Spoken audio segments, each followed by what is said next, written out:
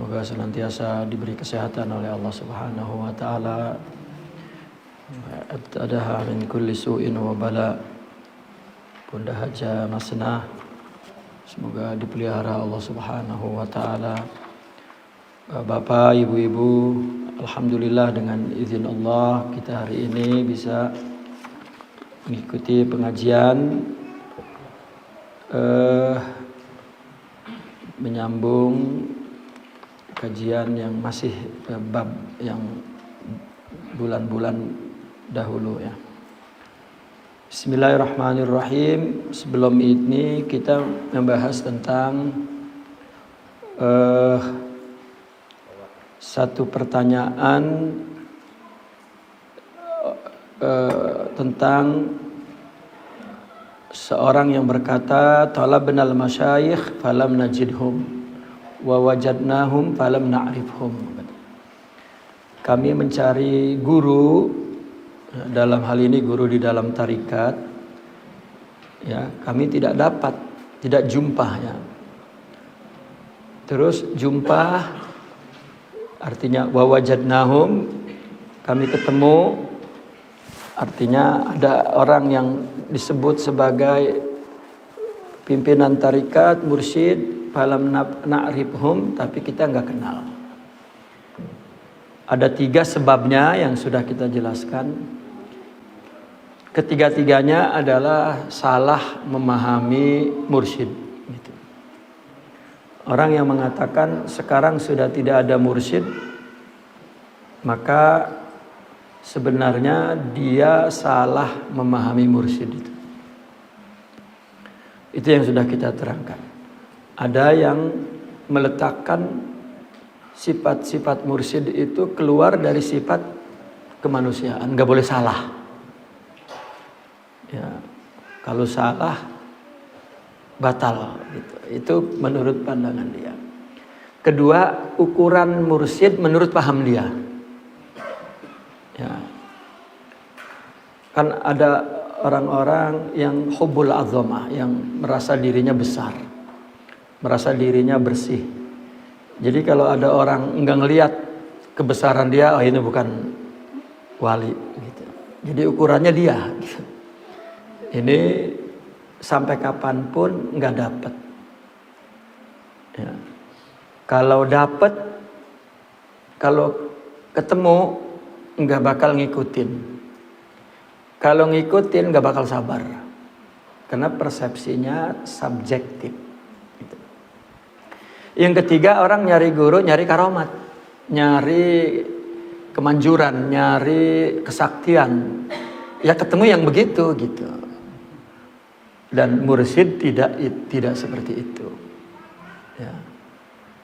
Artinya bukan peguruan gitu. Kalau perguruan apa? Perguruan pendidikan Islam. Ya, bukan apa namanya, padepokan ya, bukan padepokan silat, padepokan dukun, padepokan bukan. Dia adalah seorang yang memahami Al-Quran dan hadis secara ilmu dan amal ya.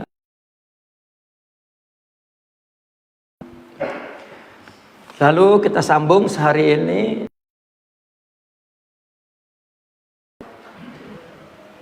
Bismillahirrahmanirrahim. Qala muallifu hadza kitab muqaddimatut tasawuf haqiqatuhu wa natijatuhu lil imam al-alim ar-rabbani asy-syekh Abul Abbas Ahmad Zarruq al-Fasi radhiyallahu anhu wa ardhah wa nafa'na bihi wa bi ulumihi fi darain amin ya rabbal alamin. Setelah dijelaskan kekeliruan persepsi seseorang terhadap sosok mursyid, maka kemudian Imam Ahmad Zarruq berkata, "Na'am, al-wajibu ala man arada ittikhadha asy-syaikh an yanzura ila amsali ahli waqtihi mimman lahu nisbatun min hadha at-tariq fayaqtadi bihi ala sabilil ukhuwati aw ala sabilil masyakhati ba'da tahaqqukil usuli fihi wa hiya khamsatun. Betul, ya. Wajib kepada orang yang ingin menjadikan seorang guru. Dia ketemu lalu dia ingin jadikan itu seorang guru dia. Wajib apa? Wajib melihat kepada kepada orang-orang di waktunya yang serupa dengan sifat-sifat yang di atas itu, ya. Orang yang serupa di waktunya, di zaman ini maksudnya. Dari orang yang mempunyai nisbat kepada tarekat ini. Artinya dia memang seorang ahli tarekat. Itu. Kemudian kalau memang sesuai dengan syarat-syarat yang sudah dibacakan, nanti juga di bawah akan diulas lagi. Temanan itu sahabat, sedangkan konsep tasawuf suhbah itu guru, gitu. Nah, ini agar jelas begini. Ada perkembangan istilah abad pertama, abad kedua, abad ketiga, abad keempat. Murid dengan guru itu disebutnya ashab. Ya, ashab itu. Nah, berubah menjadi murid itu setelah zaman Syekh Abdul Qadir Al-Jilani. Ya. Di zaman Imam Al-Ghazali itu sudah timbul istilah murid. Lalu kita, suhbah itu ada unsur qudwah. Jadi kalau kita punya teman, kita berbaik sangka kepadanya, dia lebih soleh, dan kita meneladani dia, maka hubungan kita dengan dia suhbah. Gitu. Maka orang yang hidup zaman Nabi kan sahabat, gitu. Karena semua meneladani Nabi. Nah, kalau kita pindah artinya ke bahasa kita, sahabat ya teman. Nah, orang dalam bahasa Arab, sahabat yang kita maksud teman adalah ukhuwah, persaudaraan seagama. Itu kawan namanya. Maka jika kita ingin menjadikan seorang syekh itu, maka kita lihat dia orang tarekat, bukan, gitu. Nah, maka kalau sudah orang tarekat, kita meneladani dia dengan dua cara. Pertama, jadikan dia sebagai kawan, atau ala sabilil masyakhah, kita jadikan dia guru. Gitu. Ya, kita jadikan dia guru. Ya, kedua-dua bersuhbah. Suhbah ini maknanya meneladani sekarang. Kalau dulu suhbah itu berguru, gitu. Abad pertama, kedua, ketiga, keempat, suhbah itu berguru. Murid itu sahib.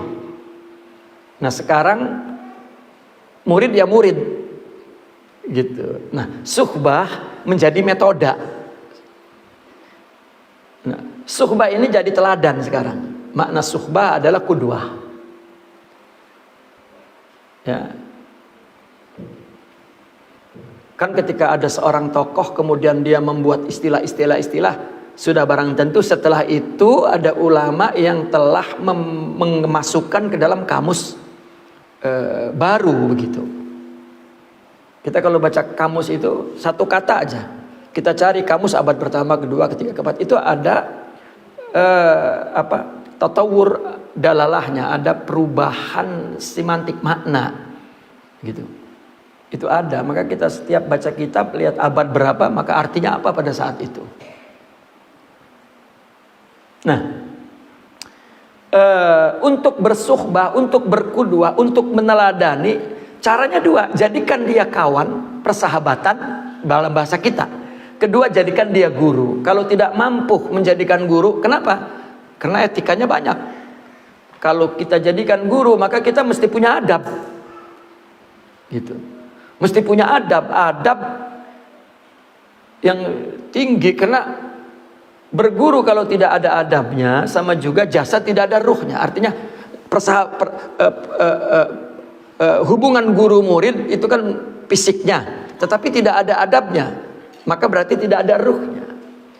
Artinya bahwa Jogrogan yang nggak ada nyawanya, nggak ada artinya, begitu maksudnya. Ya, jogrogannya iya kayak punya guru, tapi nggak ada adabnya.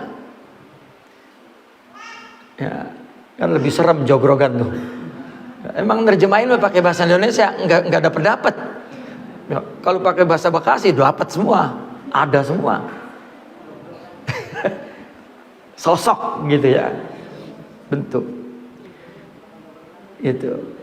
Itu sebab anak menjadikan orang tua itu syekh guru nggak bisa, karena banyak melanggar adab.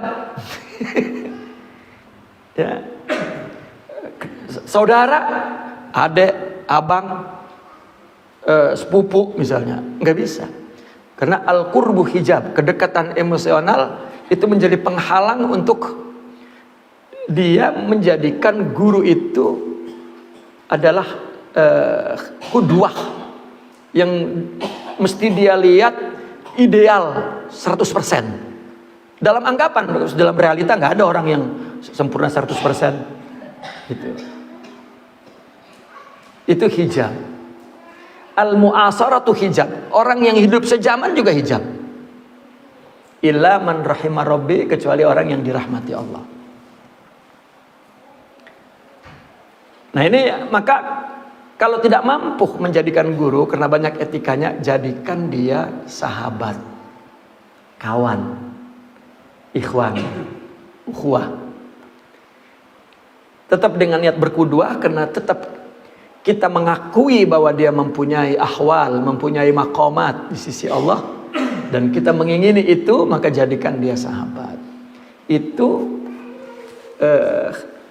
tradisi ulama. Coba antum baca kisah ulama. Kalau dia tidak menjadikan orang sufi itu guru, maka ukhuwah. Kedua-duanya mendapatkan madad, artinya mendapatkan sifat-sifat mulia. Kedua itu kan kepada akhlak mulia, yang dalam tasawuf diistilahkan anwar, cahaya. Cahaya itulah yang membuat rohani hidup dan sempurna. Orang sufi meyakini sama dengan meyakini perkara lain. Kita ingin punya ilmu matematik, mesti kita nyari orang yang di kepalanya pakar matematik. Ilmunya ngasih Allah, bukan profesor ini, bukan dosen ini, Allah yang ngasih. Tapi sunnatullahnya, hukum alamnya, katakan sunnatullahnya, ya begitu. Wong manusia lahir aja ciptaan Allah, tapi ibu yang beranakin. Ya. Habis beranak, alhamdulillah, kayak nggak dia yang bikin. Ya, karena manusia telah diberikan chip rububiyah. Di dalam dirinya pengakuan kepada Tuhan. Gitu. Allah ketika mau memberikan sesuatu, maka Allah gunakan manusia juga sebagai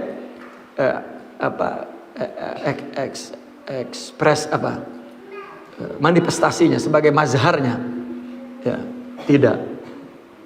Gitu. Utan manusia yang memelihara, pada hakikatnya Allah. Itu. Nah, kalau yang rusak hutan itu berarti Allah nyuruh iblis ngegoda gitu. Jadi ada ukhuwah, ada masyakhah. Namun diikuti itu, dijadikan guru itu ba'da tahaqquqi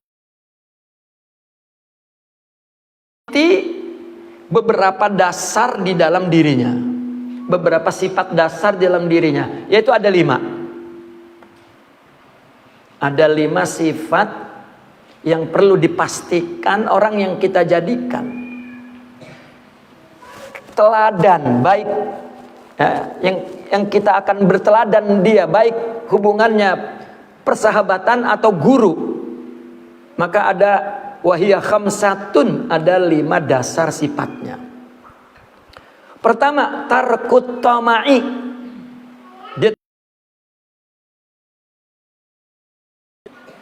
Ya. Bahkan kalau Syekh Abdul Qadir Al-Jilani itu serem sekali, syarat mursyid itu banyak sekali. Salah satunya apa?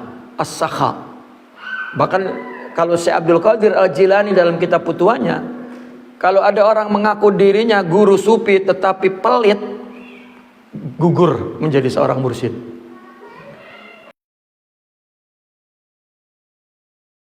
Itu nggak ada tuh di dalam tarekat lain dan kutub lain kecuali Syekh Abdul Qadir meletakkan sifat itu. Ya. Ya, tidak tahu apakah di dalam tarekat lain boleh gitu pelit, itu nggak tahu. Tapi nggak ditulis. Ya. Tarkut tama, tidak memiliki sifat toma, artinya membuang sifat toma, meninggalkan sifat toma. Ada ulama yang menerangkan toma itu hurufnya berapa tuh? To, mim, ain. Ain itu apa? Ain coba anunya. Ain kan mulutnya mangap. Artinya orang tama itu pengen punya orang aja, mangap aja. Mim itu kan begitu, ngambil punya orang, serakah. Tok kan nyimpen kagak bisa ngasih orang. Ya, itu tama. Ya, apa yang orang punya pengen. Ya. Dan ngambil, kalau boleh orang nggak boleh punya seperti dia. Kalau udah punya, udah dapat, simpen. Toma. Kenapa dia membuang sifat toma? Ya, birab'il himmah. Ya, birab'il himmah ini karena tinggi himmahnya. Orang yang tamak itu berarti orang yang kurang punya himmah, tidak punya semangat, ya, alias cules, malas, ambles gitu. Ya. Tapi himmah di sini lebih kepada al-himmatul aliyah, bahwa dia melakukan apapun karena diperintah oleh Allah, itu maksudnya himmah. Kalimat lafal yang ada di dalam buku tasawuf itu, ya, batasan maknanya adalah ke dalam alam rohani, bukan terjemahan fisik, bukan dalam kehidupan materi, tetapi kehidupan spiritual. Himmah ruhiyah, bukan himmah yang bersifat materialistik, tapi semangat yang berdasarkan spiritualistik, kerohanian. Gitu, semangatnya betul-betul semangat ketuhanan. Kan ada orang semangat, ya, semangat pengen menjadi caleg misalnya, kan semangatnya karena kalau udah caleg nanti ada ada job gitu, tanda tangannya, ada semangatnya, kan itu materialistik.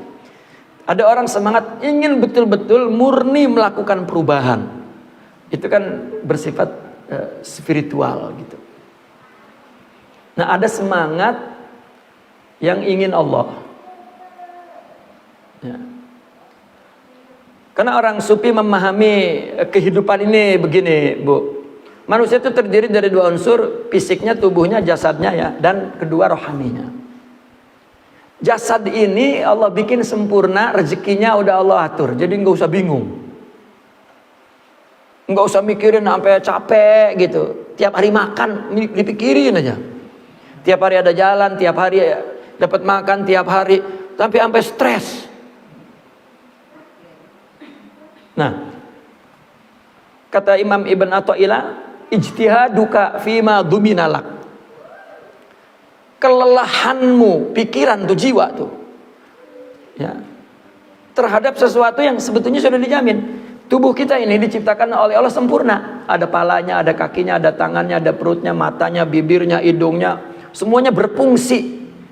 Dan dapat memperoleh kebahagiaan dari semua anggota tubuh itu. Muslim, kafir, sama sempurnanya. Bahkan mendapatkan kebahagiaan fisiknya, materialnya. Orang kafir lebih Allah kasih banyak. Itu yang ngasih Allah, Bu. Dia kaya, dia mewah, yang ngasih Allah. Lama yang bikin siapa? Sempurna itu, nggak pilih kasih. Artinya itu Allah jamin. Ya berapa besarnya, berapa banyaknya itu takdir dan itu perlu iman untuk melihat itu. Yang kedua, wa taksiruka mimma tuliba minka. Ini kebanyakan orang taksir. Apa taksir? Lalai dalam lalai kepada yang diminta.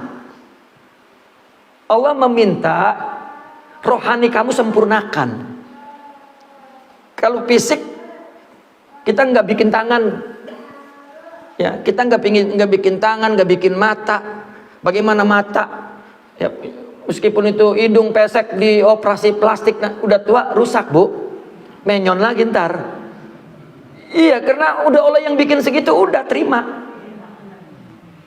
Ya, kulit sampai kinclong, ntar kayak udah tua, aura-auran lagi bibirnya. Duh kenceng-kencengin coba, udah makin muda dikenceng-kencengin, makin peot udah tuanya. Karena melanggar kudratullah. Ya. Artinya ini kata Imam An-Nuri huwa baniha katanya.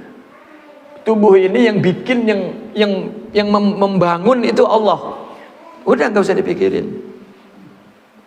Nah, yang diminta oleh Allah sempurnakan rohanimu. Ini agama, ini bekalnya. Lakukan karena aku akan bangun rohanimu sempurna. Jadi yang kita capek-capek itu hidup bagaimana agar mempunyai akhirat.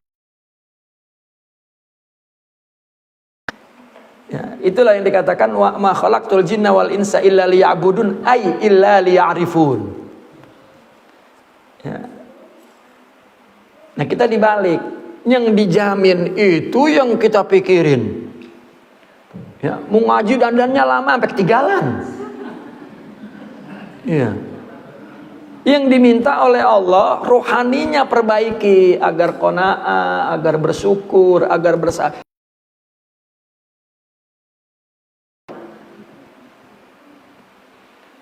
Tubuh sakit dihapus dosanya, dikasih pahalanya. Ya, rezeki kita gagal dikasih dosa. Waduh, enak banget. Ya, kita dipilih oleh Allah menjadi umat Rasulullah Sallallahu Alaihi Wasallam. Ya, nah maka semangat yang dimaksud di sini semangat membangun kehidupan rohani. Nah, orang yang punya semangat itu maka tidak tumbuh sifat tamak, itu maksudnya.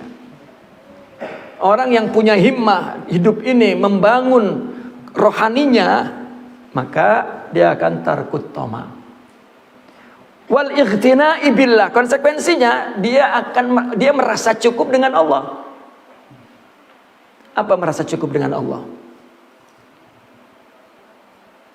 Ini kita contohkan dalam soal pemberian misalnya. Kita memberi orang itu kalau ikhlas sampai ke tangan Allah dulu sebelum sampai ke tangan si penerimanya. Allah sudah nerima. Padahal belum sampai pemberian kita ke orang, amalnya sudah diterima oleh Allah. Kalau ikhlas. Ya. Bahkan udah ditukar menjadi cahaya yang sebagai bahan pembangunan rohani kita. Kalau ngasihnya pengen Nah, jika dipuji orang, pengennya nanti dijatuhin oleh orang. Ya, ada hikmah Imam Al-Haddad begini. Jika ada orang muji kamu, yang kamu tahu sifat pujian itu nggak ada sama kamu, lalu kamu merasa mengakuinya, nanti juga Allah akan datang orang mencaci kamu sifat buruk yang nggak ada juga sama kamu. Ya. Jadi jika kita ingat bahwa segala sesuatu itu Allah yang melakukannya, meskipun bentuknya orang, mau itu orang baik, mau itu orang nggak baik, ini disabarin, ini disyukurin, dan dipandang bahwa itu adalah ujian dari Allah Subhanahu wa Ta'ala. Orangnya lupakan. Ya, kenapa? Setiap orang urusan Allah, bukan urusan kita, meskipun itu bini. Ya, meskipun itu laki, bu. Ya, ibu ngelihat laki enak aja bawaannya, itu kalau karena Allah nggak enak tuh bu. Ya. Itu bini ngelihat laki ngelihat bini takut aja, itu ngelihat orang. Coba kalau ngelihat Allah indah. Ya. Wal iqtina'i billah, dan dia merasa cukup dengan Allah. Artinya merasa cukup ketika dia memberi orang, melaksanakan perintah Allah dan Allah terima sebagai amal ibadah. Ketika dia menerima dari orang, itu juga dari tangan Allah, sehingga yang memberi tidak merasa sombong dan melakukan sewenang-wenang kepada orang lain, dan yang ketika kita menerima juga tidak merasa terhina. Itu namanya akhlak al-iqtina'i billah. Ini abang-abang ngasih kalau nggak ada gua, dikasih jalan pahala pakai kalau nggak ada gua. Itu nggak ada istilah nggak ada gua. Ya. Mungkin kalau nggak ada kita, ada orang yang jauh lagi lebih baik yang Allah turunkan. Misalnya ada ini, saya harus dakwah di sini, kalau nggak ada saya di kampung saya ini hancur. Mungkin ente yang hancurin. Nggak tahu datang orang dari mana yang memperbaiki. Hakikatnya Allah yang perbaiki. Nah, kalau kita ingin memperbaiki orang, perbaiki diri sendiri kita dulu, baru itu tangan Allah memperbaiki orang. Ya. Nah, ini pandangan tasawuf dalam segala sesuatu. Wasuhulatid dunya alaihi, dan dunia itu suhulah alaihi. Apa suhulah ya? Gampang banget, dapatnya gampang, keluarnya gampang, itu suhulah. Alaknya tuh suhulatud dunya alaihi, alaknya tuh makna alak tuh. Gampang dunia lewatnya ke dia. Kenapa? Sakhaan karena dia dermawan, wajuhdan piya karena dia enggak kepengen. Juhud. Apa juhud itu? Ada murraghbah. Enggak kepengen gitu. Berarti kalau enggak kepengen enggak nyari duit. Lah nyarilah, diomelin bininya kalau enggak nyari mah. Enggak ada orang zuhud enggak nyari duit. Kecuali dia sendirian, nggak punya bini, nggak punya anak, tinggalnya di hutan, di dalam gua, makannya rumput, baru dia nggak kepengen. Ini mau bininya 3, bininya 4, anaknya 12, kagak nyari duit, lalu gua bogin bininya. Iya. Ya kalau kurang karena anaknya banyak, ya bininya suruh nyari duit, gitu. Itu namanya suhulatid dunya. Dunia lewat cepat, gampang.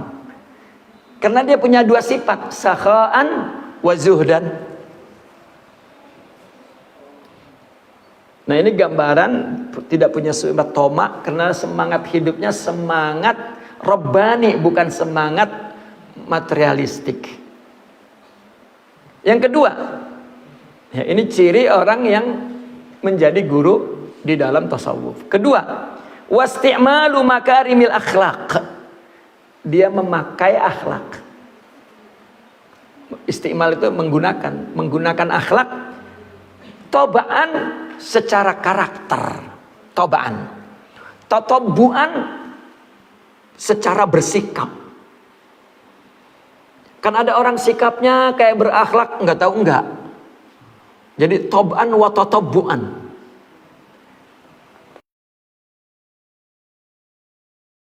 Sikapnya, tindakannya.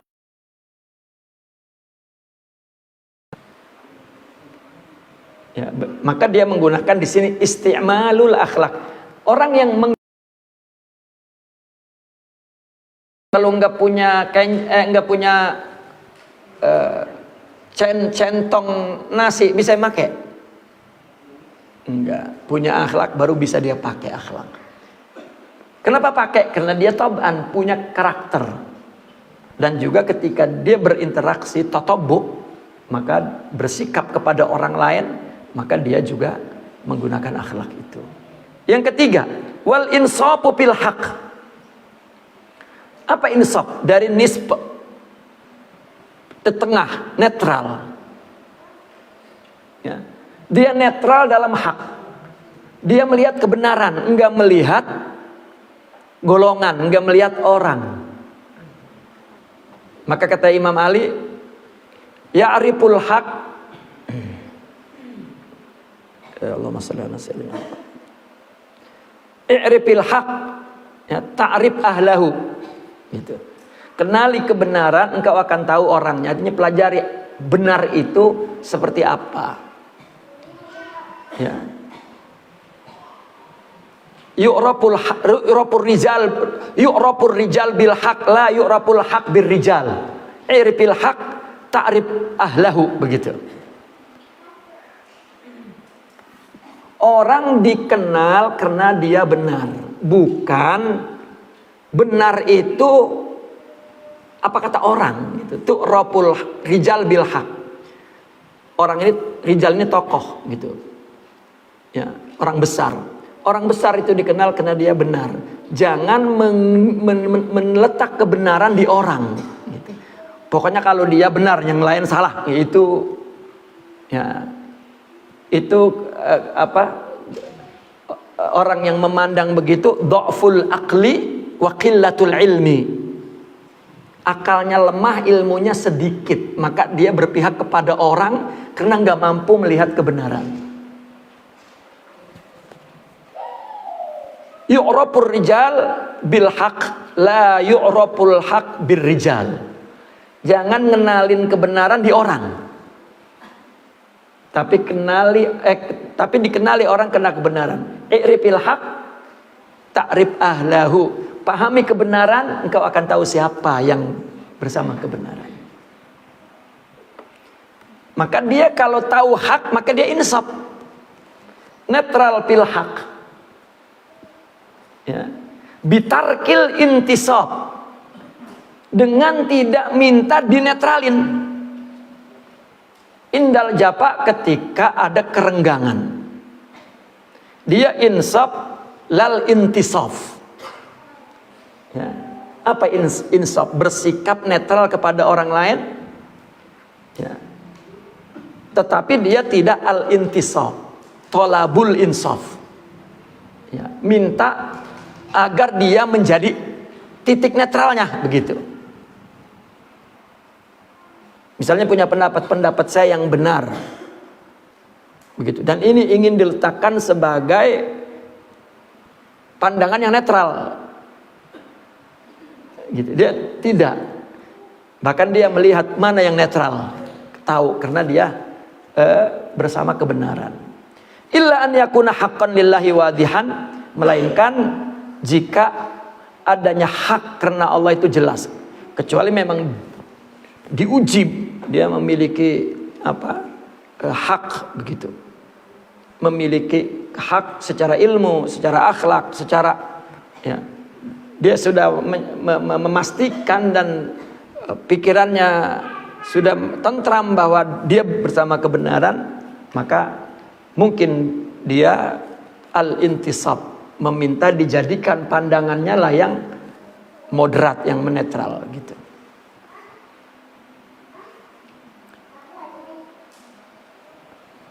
Yang ketiga, wal i'radu 'anid dunya wa ahliha, berpaling dari dunia serta orang-orangnya. Ini hatinya, ya, berpaling hatinya. Apa berpaling dari dunia? Segala yang dilakukan bukan untuk dunia. Bukan berpaling dari dunia, enggak mau bini, enggak mau harta, enggak mau mati, ya. Masih di dunia, gitu. Iya, masih di dunia. Kadang-kadang kan ada orang begini, kita punya teman dulunya sama-sama sekolah, begitu udah gede yang satu jadi ustadz, yang satu jadi bisnismen. Ini teman kita yang bisnismen ngelihat kita jadi ustadz, ya. Kalau ustadz kan adanya di majelis, di pondok, ya, di pesantren, di masjid. Dia ngelihat, ya Allah, ente, ana mah dunia terus, gitu. Saya kalau ketemu teman dia ngomong begitu, lah emang ente anggap ana udah di akhirat? Lah sama masih di dunia kita. Wah, yo, dikira mati kali kita. Karena dunia dalam konsep tasawuf bukan benda. Apa saja yang memalingkan kamu dari Allah itu dunia, meskipun itu dakwah, meskipun itu ibadah. Coba ya kita dengarlah orang-orang Ceger, Kiai Ceger dulu. Ya, kiai dunia, padahal itu kiai santrinya banyak ribuan. Ya mungkin dia berfirasat bahwa itu tujuannya dunia, kan begitu. Ya. Ini maksudnya dunia. Wa ahliha, dan orang-orang yang mengejar hidup dunia, gitu. Caranya, ya kalau tadi kan insaf kepada hak, itu caranya bitarkil insaf, dengan meninggalkan keinginan, permintaan untuk disikapi orang netral, gitu, diterima oleh orang. Nah yang kedua, meninggalkan dunia dan orang-orangnya, caranya lari dari ar-riasah, kepengen memimpin. Wa ahliha, dan orang-orang yang kepengen riasah, ya. Ma'amkana, sejauh mungkin. Bisa dalam organisasi pengennya ketua aja begitu, ya, nggak mau ditaruh di bawah. Nah, itu akan terjebak kepada apa? Kepada dunia. Artinya ketika dia melakukan sesuatu mesti unsurnya dunia, meskipun itu kebaikan, ibadah, amal soleh. Gitu. Karena orang yang ingin kedudukan, ingin punya nama, ya mesti biayanya dunia. Gitu, biayanya dunia. Nah ini wal i'rad anid dunya wa aliha, caranya bil firar minar riasah. Ya, bil firar minar riasah, lari daripada kepemimpinan. Dan yang keempat, wa talabus salamati, dia selalu mencari selamat, mencari sejahtera, mencari aman. Caranya bitarkil puduli fi jami'il ahwal, dengan meninggalkan pudul. Apa pudul itu? Berlebihan di dalam berbagai keadaan. Ya, karena orang yang berlebihan, ya, maka akan mengalami kejatuhan, kemunduran, ya. Fudul itu berlebihan, tarkul fudul. Ada fudulul kalam, kan ada orang yang kalau ngomong nggak habis-habis. Ya, ada fudulut ta'am, makan banyak banget. Ya. Itu fi jami'il ahwal, dalam keadaan apapun. Wa tahqiqu dzalika, bagaimana cara merealisasikannya hal itu? Bisyukril katsir, kalau duitnya banyak, hartanya banyak, syukurin. Waridho bil yasir, kalau sedikit ridho.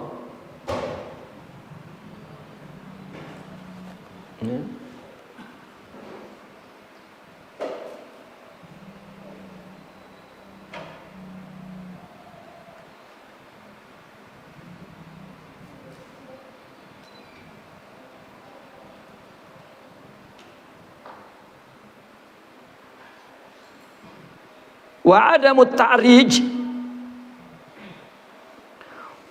adamut ta'rij,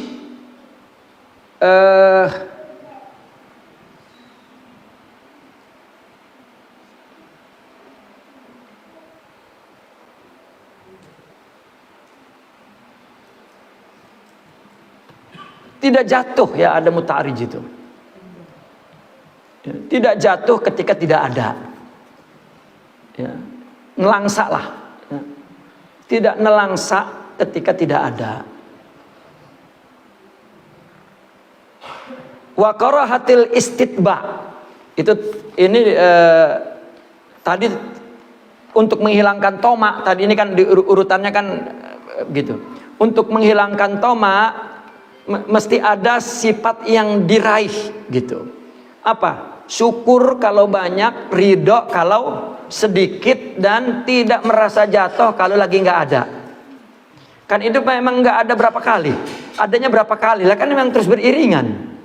Ini mah kalau lagi nggak ada terus tepar. Lantar gak ada gitu. Ya, kayak siang malam gitu. Nah, kemudian insaf fil haq karahatil istitba. Tidak suka mencari pengikut. Illa min daruratin, kecuali memang perlu banget udah. Ya.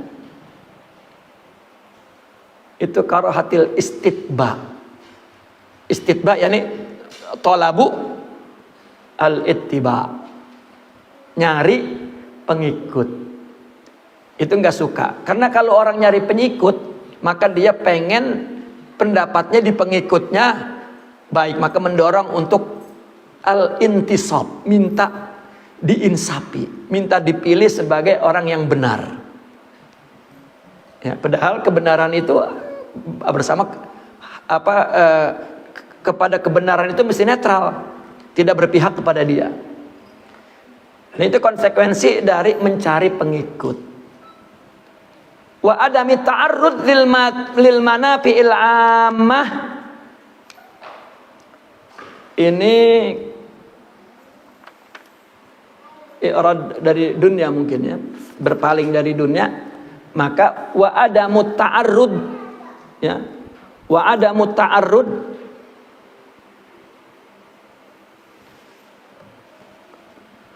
tidak ada muta'arrud itu tidak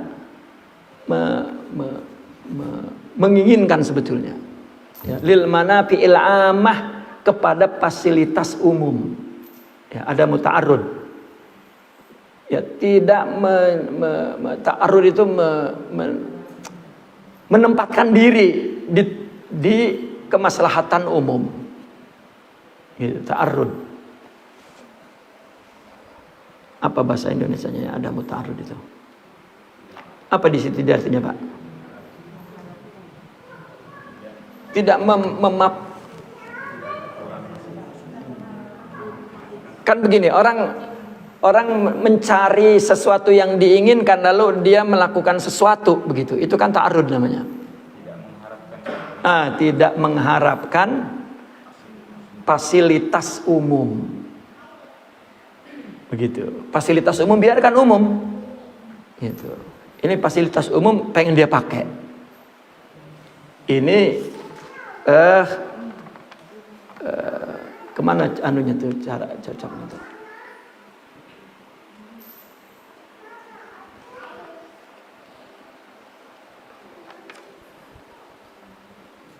Wal hirsi ala jabril qulub bima la yalhaqu bihi dararun dini. Ya. Dan dia ingin untuk menghibur hati orang, membahagiakan hati orang. Jabr itu menambal, artinya orang sedih dia bisa lipur, ya, melipur hati. Jabr itu lipur. Dan ingin melipur lara begitu, melipur hati dengan sesuatu yang tidak merusak agama begitu. La yalhaqu bihi dararun dini. Artinya doror agamanya tidak rusak dengan sebab ingin berbuat baik kepada orang, melipur hati orang lain. Itu. Kemudian yang terakhir watar kidanaati alal jumlati wa tafsil, meninggalkan sifat-sifat yang rendah, perbuatan yang rendah, baik secara umum atau secara tafsil, secara detail gitu. Ya.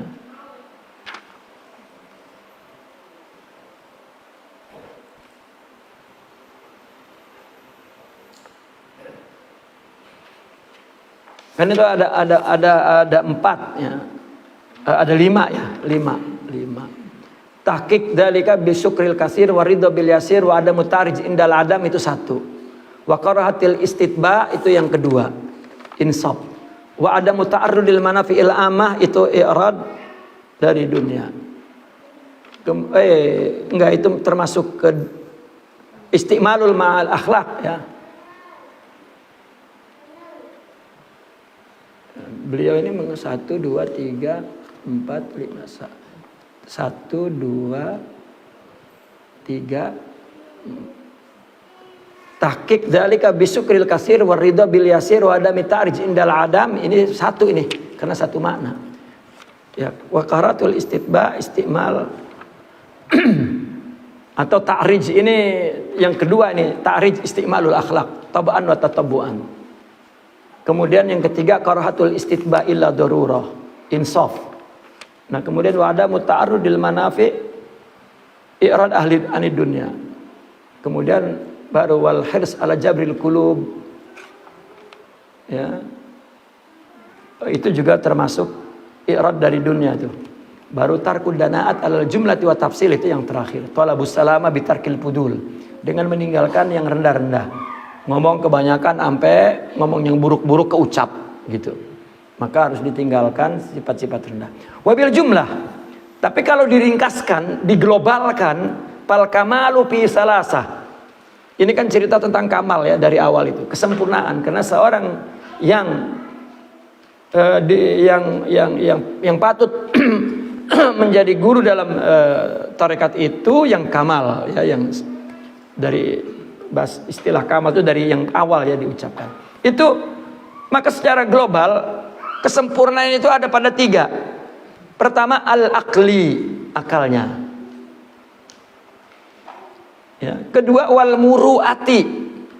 Apa muru'ah itu? Maruahnya, wibawanya. Ketiga dianati, agamanya. Ya. Jadi akal, akhlak, dan amal zahirnya, ibadahnya. Dana apa? Dinnya, agamanya. Din ya minal ada wal minal ibadah, maksudnya khidmah, amal. Ya. Kemudian muru'ah adalah akhlak. Muru'ah itu begini. Dia punya muru'ah itu punya harga diri, artinya bahwa tidak mau melakukan sesuatu dengan akhlak buruk. Itu namanya punya muru'ah. Ya, apapun yang dia lakukan tidak melanggar wibawanya. Ya, dia tetap ada dalam akhlak. Misalnya biar lapar bagaimana nggak bakal mencuri, gitu. Itu namanya muru'ah karena punya akhlak. Dia jaga itu akhlak. Ya, meskipun secara fikih lapar banget, ya boleh untuk makan doang, jangan dibawa gitu. Untuk lapar doang itu juga kepada makanan yang nggak dijaga orang. Misalnya orang naruh makanan di luar rumah di depan misalnya, ditaruh di situ. Ya, itu ketika ada orang lapar banget, itu dibolehkan. Ya, sebatas dia untuk makan. Kalau dikandut nggak boleh. Ya, lah ada pisang, ada 2 sisir, padahal 3 juga kenyang. Udah 3 aja makan, gitu. Tetapi kalau makanannya di dalam dikunci, dia buka, itu pencurian, gitu. Itu salah, gitu. Maka nara sesuatu harus tidak mengundang orang mencuri, mesti dipelihara. Ya, itu minal muru'ah juga. Ya, minal muru'ah. Paman kamula akluhu, kalau akalnya sempurna. Ya, akal sempurna ini akal yang tidak dirusak ya oleh sesuatu apapun yang merusaknya. Minuman boleh merusak akal. Ya, kebencian boleh merusak akal. Apalagi itu Allah kemarin baca di kitab ya, ghadab itu kan yuzilul akal, menghilangkan akal. Itu ghadab yang berlebihan ya. Terus sedih yang berlebihan itu merusakkan akal. Pudul-pudul itu semua merusakkan akal. Makan yang berlebihan merusak akal. Ya, ngobrol, ya, ibu-ibu ngaji ngobrol itu memang udah rusak akalnya tuh. Ya, udah dol akalnya. Wa tamat muru'atuh, akalnya sempurna, wibawanya mantap, tamat itu udah jadi gitu. Wa sahhat diyanatuh, agamanya sah berdasarkan dalil-dalil yang benar. Fahuwal kamilu, dialah orang yang kamil. Wa in patathu ba'dul juz'iyat lam tadurhu, meskipun luput sebagian perkara kecil itu tidak membahayakan. Ya ada orang dosa kecil tetap ada, ya, tapi lam yadurhu. Bahkan orang sufi bilang begini, asyuhudu la yadurruhu dambun. Orang yang mempunyai syuhud, ma'rifat, dosanya tidak akan membahayakan dia. Kenapa? Orang yang syuhud kalau berdosa langsung taubat. Pandangannya jangan pasif gitu. Ya, wah dia mah wali nggak apa-apa berdosa. Wih nggak apa-apa lah, tetap berdosa. Cuman orang yang menjadi wali kalau berdosa cepat taubat. Kita masalah aja nggak ngaku, bagaimana taubatnya? Udah tahu itu omongan sakit, orang ngedengernya. Ngomongnya, iyalah cuman segitu doang. Emang gua ngomong apa sih? Useh, lah orang lagi kesakitan denger omongan dia. Pakai cuman segitu, lu sensitif amat sih. Itu termasuk muhaqqaratiz dzunub, kata Rasulullah itu. Meremehkan dosa-dosa kecil. Fa innalahu taliban. Ya. Dosa-dosa kecil itu ada malaikat yang disuruh oleh Allah nulis. Tulis orang-orang yang melakukan dosa kecil enggak ngerasa. Bahkan enggak perlu minta maaf. Itu ada buku khusus untuk itu tuh.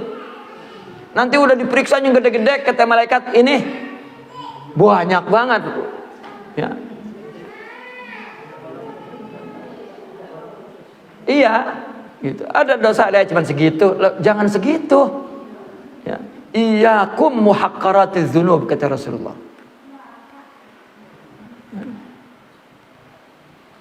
Kemudian wa in tara'at paltatu naqsin lam taqdathu. Kalau datang paltatu naqsin, sifat kurang yang ya, palta itu kecit, ya, pakai T.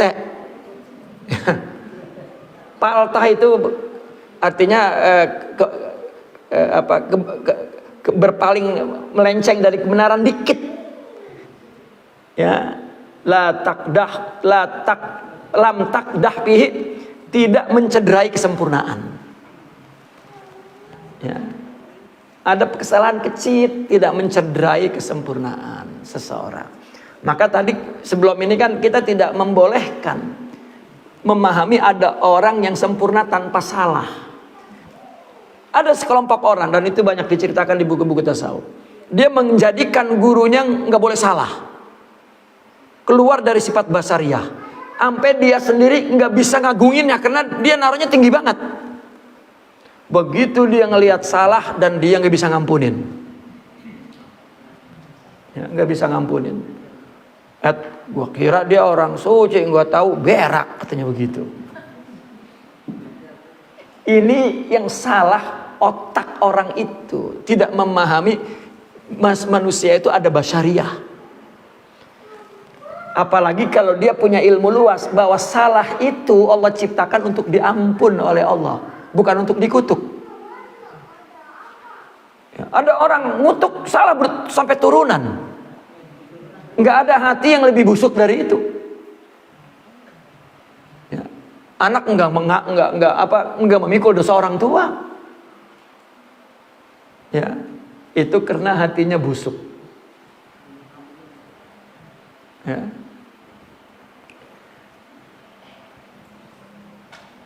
Kan ada di hadis yang pengajian ibu-ibu tuh yang ngajinya siang-siang mukanya udah kayak orang perang meloko gitu tuh.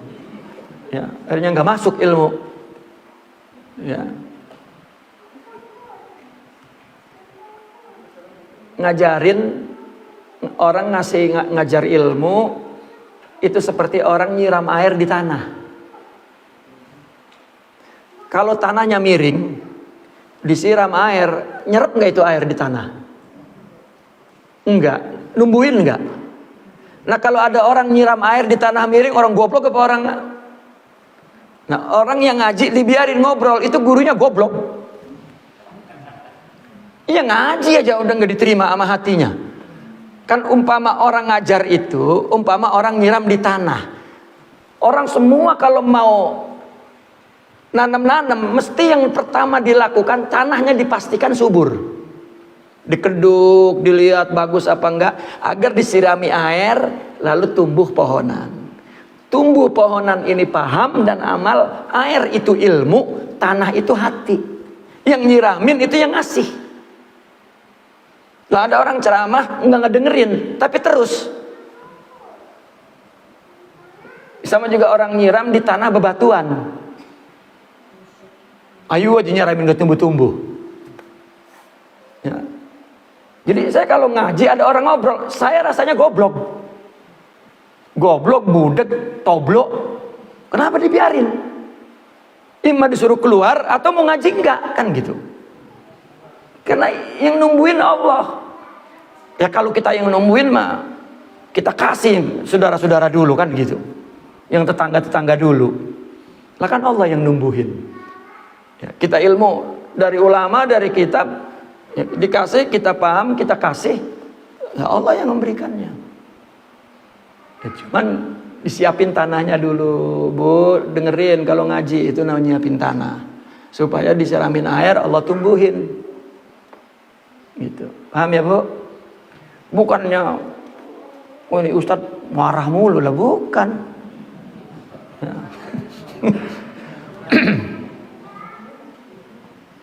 Taib. Wa qad qala alaihi salam, dan Nabi bersabda nih, Rasul akli ba'dal iman billahi at-tawaddudu ilan nas. Allah. Apa Rasul akli itu? Kita artiin apa tuh? Akal yang terbaik sebetulnya mah ya. Akal banget gitu. Artinya akal yang apa deh, yang ngertiin apa itu? Puncak. Ya, puncak akal yang baik begitu. Setelah iman. Ya. Karena setelah iman nggak ada lagi kecuali akal tuh. Ya. Apa? Seolah iman, akal yang sehat. Apa setelah itu yang paling baik? At-tawaddudu ilan nas, menjalin kasih sayang kepada orang. Ya. Menjalin kasih sayang kepada orang. Wud. At-tawaddudu. Kenapa? Karena orang tidak sanggup menjalin kasih sayang kepada orang kalau tidak punya akhlak. Walaysa dzalika, dan tidaklah itu terjadi illa melainkan bisti'mali makarimil akhlaq, menggunakan akhlak mulia. Nah, bagaimana tawadud kepada orang? Bi an ya'fuwa amman zalamahu, memaafkan orang yang menzaliminya. Ya.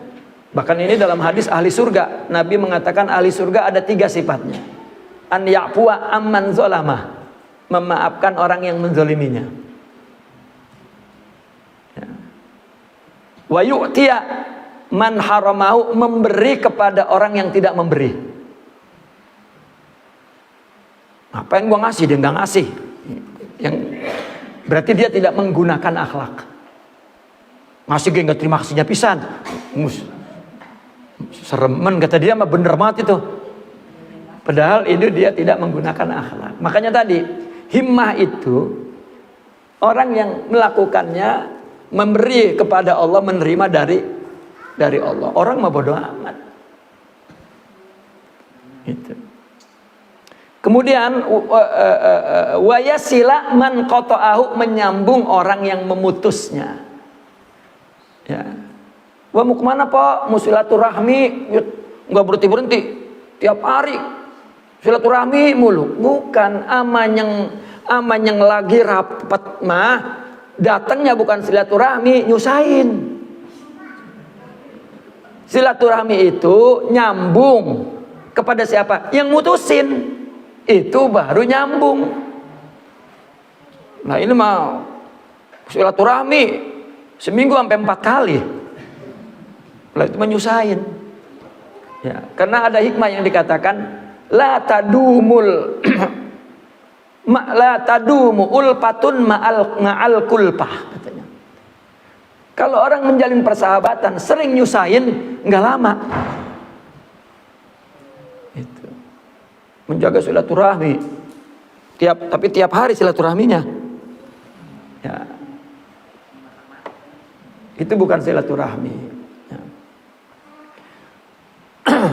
Wa yu'ridha amma fi aidin nas, berpaling dari apa yang ada di tangan orang. Orang mau punya apa kek, ya, nggak jadi omongan. Ya. Ini tetangga punya mobil, orang ngomong no, laki mah kayak dia no. Gitu. Ini mau gua punya laki di rumah baik ngedublong udah katai kebo katanya. Nggak, tai kebo kan kalau udah jatuh udah gak bangun lagi. Ya, plok gitu udah diem aja lah. Itu laki dikatain tai kebo, coba itu. Kebangetan banget. Ya. Wala yatasadda li syai'in mimma tataqawwa alaihi dawaihim min amri dunyahum. Wala yatasadda li syai'in mimma tataqawwa alaihi dawaihim min amri dunyahum talaban lirrahati wassalamati wala yatasadda. Yatasadda apa yatasaddara itu? Apa artinya, Pak? Tidak apa itu? Tidak melirik kepada sesuatu yang tidak melirik kepada sesuatu dari perkara dunia orang yang menjadi motif orang untuk mendapatkan dari urusan dunia. Apa? Sesuatu yang menjadi motif orang untuk mendapatkannya dari urusan dunia. Iya.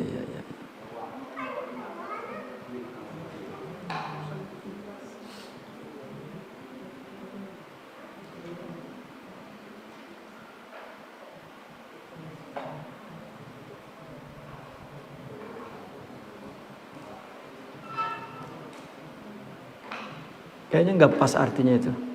Sebentar.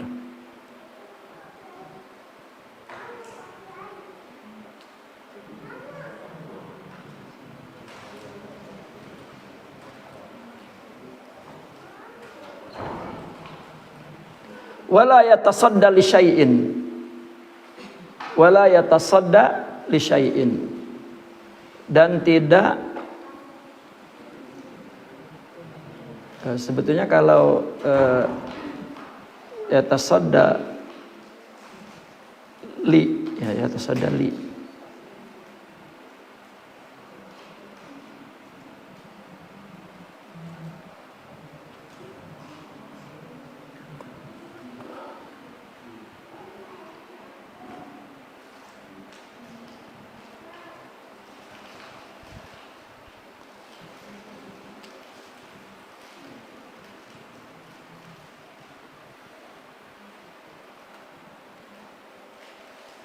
Wala yatasadda li syai'in mimma tataqawa alaihi. Tataqawa itu yang tataqawa alaihi dawaim, motif-motif ya, dari urusan dunia. Wala yatasadda li syai'in, tidak apa Pak itu Pak? Melirik ya.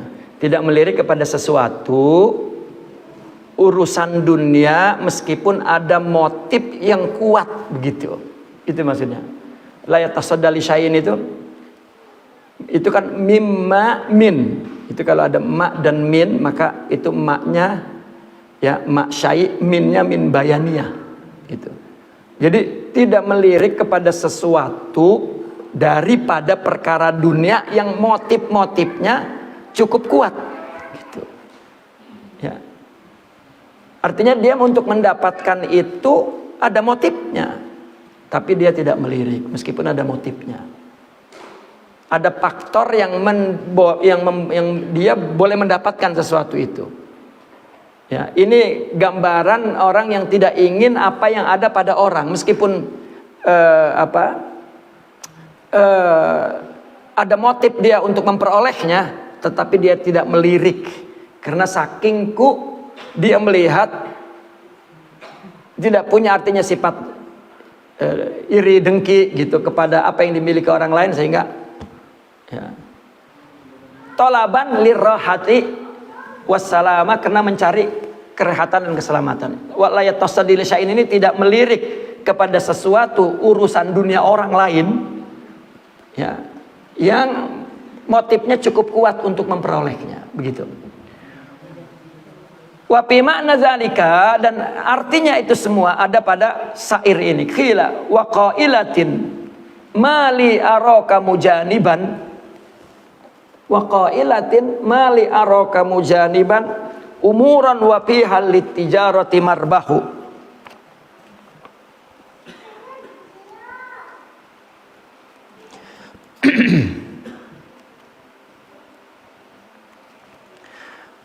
Seorang yang berkata, mali araka mujaniban, apa kiranya aku melihatmu, ya, menjauhi umuran perkara-perkara, wa fiha litijarati marbahu, yang terdapat di dalamnya, di dalam perdagangan itu ada keuntungan, yang terdapat keuntungan dalam perdagangan itu. Wa qailah, artinya ada orang bilang, mali araka mujaniban, ya, kenapa aku kok ngelihat kamu, gitu maksudnya. Aku kok ngelihat kamu, melihat kamu jauh dari perkara-perkara. Kok enggak melakukan yang seperti orang lakukan? Enggak kepengen seperti orang, ya, jadi pimpinan ini, jadi melakukan itu, dia enggak kepengen. Padahal di situ ada keuntungannya. Fakultu, maka aku jawab laha kepada yang berkata itu, mali biribhika hajah, aku tidak perlu dengan keuntungan itu. Panahnu unasun, karena kami adalah orang-orang yang nafrahu bisalamah, berbahagia dengan keselamatan. Ya, orang pengen jadi ini, pengen jadi apa, caleg gitu, legislatif, pengen calon lurah misalnya, ya, pengen jadi ustadz misalnya, pengen apa yang orang gandrung begitu. Dia tetap tidak ingin apa yang, ya, orang dapatkan keuntungan dari dunia ini, sampai-sampai la yatasadda li syai'in mimma tataqawwa alaihi dawaihim min amri dunyahum. Ya, dia tidak melirik dunia orang meskipun dia punya motif-motif untuk memperolehnya. Kenapa? Karena tolaban lirrahati wassalamati. Nah, syairnya itu mengatakan, ada orang mengatakan kepadaku, kok kamu diam aja begitu, ya. Mali araka mujaniban, kok aku melihat kamu itu menjauhi perkara-perkara yang orang gandrungi begitu. Padahal wa fiha litijarati marbah, padahal ada keuntungannya. Fakultu laha mali birifhika haja, saya tidak perlu kepada keuntungan itu, meskipun saya bisa melakukannya. Panahnu unasun, kami adalah orang-orang yang nafrahu bisalamah, gembira dengan keselamatan. Jadi caleg nggak tahu habis duitnya, ya. Pengen ikut-ikut kayak orang gitu, nggak ngelihat mampu kagak, skill kagak, apa bagaimana, ya, akhirnya tidak selamat. Bukannya tidak selamat, maka tidak nyaman. Roha itu kan nyaman, ya. Kita kalau kepengen sesuatu, kita punya nggak skillnya, kita punya nggak istidadianya. Kalau ngikutin orang, ini kehancuran. Wah, ini booming, ikut, ya, ini kacau. Itu salah satu akhlak, dan itu juga sifat orang yang atawadud ilan nas, orang yang berjalin kasih kepada orang, tidak mengganggu orang, ya. Karena ada Rasulullah SAW pulang dari luar, kemudian capek. Nabi kan rambutnya panjang tuh, Nabi buka lalu dia tiduran, pengen istirahat. Tiba-tiba Sayyidatuna Aisyah bilang, wah, ada orang mau datang katanya gitu. Waduh, siapa sih gitu, kalau kata kita mah. Dilihat oleh Lambi, nggak tahu apa kata Nabi, bi'sa, ya, bi'sa akhul ashirah katanya. Oh, ini orang kampung itu yang paling jelek itu, ya, yang paling jelek itu orang di kampung itu, gitu. Lalu kata Nabi, suruh masuk, disuruh masuk. Lalu Nabi memperbaiki rambutnya, diikat sampai licin sudah. Bahkan Nabi nanya sama Aisyah, bagaimana mukaku kelihatan cerah gitu. Iya, udah cerah. Ya, lalu Nabi keluar. Itu Sayyidatuna Aisyah nggak pernah seumur hidup ngedenger Nabi keluar dari mulutnya ngatain orang. Itu bocah paling jelek tuh di kampung itu, gitu. Nggak pernah. Makanya kaget. Apa yang akan dilakukan oleh Nabi? Kan kalau Nabi nggak boleh melihat sesuatu yang bengkok, dia akan luruskan. Sesuatu yang keliru, dia akan betulkan. Ini kok ngomong itu orang paling jelek di kampung itu. Kan Sayyidatuna Aisyah nunggu. Apa yang akan Nabi lakukan? Begitu Nabi keluar, Nabi buka tangannya dan senyumnya manis banget. Selamat datang, silakan. Senyum manis banget. Itu Sayyidatuna Aisyah kaget lah. Kok begini Nabi? Tadi jelek, sekarang kelihatannya manis. Kan jadi ngeganggu pikirannya, nungguin tamu itu pergi, maka nanya, apa yang kau lakukan? Kenapa? Tadi ngomong begitu nyambut manis banget. Apa kata Rasulullah? Mata ahidtani fahasan ya Aisyah. Lu pernah dengar gua ngomong jelek emang? Ya. Tetapi apa kata beliau? Syarrun nasi manzilatan indallahi yaumal qiyamah tarkuhun nasu ittiqa'a syarri. Paling buruk orang di sisi Allah di hari kiamat, orang ketakutan sama lidahnya. Itu orang jelek banget lidahnya. Kalau kita ngelihat nyikapin jelek, jadi makin jelek tuh orang. Ya, atau kita menyikapi jelek, ntar dia takut sama kita. Jadi orang paling buruk di hari kiamat, orang sampai takut sama lidahnya. Ya, sampai nggak mau berinteraksi orang karena lidahnya jelek. Sama dengan hadis man salim al muslimu min lisanihi wa yadihi. Seorang muslim adalah orang yang menjamin orang muslim sekitarnya selamat dari lidah dan tangannya. Nah, maka Nabi menghindar tuh dari orang itu supaya jangan menjadi motif buruk kepada orang lain. Itu juga sifat at-tawadud ilan nas, menjalin kasih sayang kepada orang. Naqifuna walhamdulillah. Al-Fatihah.